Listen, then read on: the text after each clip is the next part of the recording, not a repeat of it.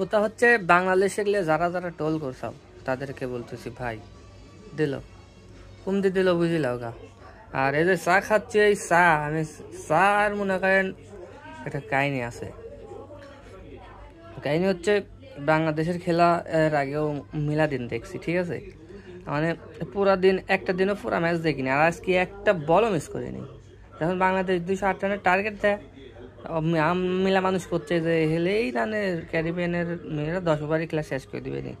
তো কোনো যে আবার যখন ক্যারিবিয়ানেরা প্রথমে ব্যাটিং নামে তো তখন যখন ওই যে তানভীরের বলে 1 ওভারে 18 রান লিছিল, তো মনে করেন যে আমার মানে কিছু লোকের কথা শুনি চাটা খায়, তারপরে কথা শুনি মনে করেন যে মাথা হয়ে গেল গরম। মনে করেন আমি তো মনে করেন আরও একটি ধরে খেলা দেখছি, ঠিক আছে? মানে খেলা আমি একটা বলও মিস দিইনি। বাংলাদেশের নিয়ে আমার আজকে নিয়ে বাংলাদেশ জিত, মনে করেন দেখি বাংলাদেশের জিত আইনির পরে তারপরে অন্য কাজকে আমি হাত দিছি।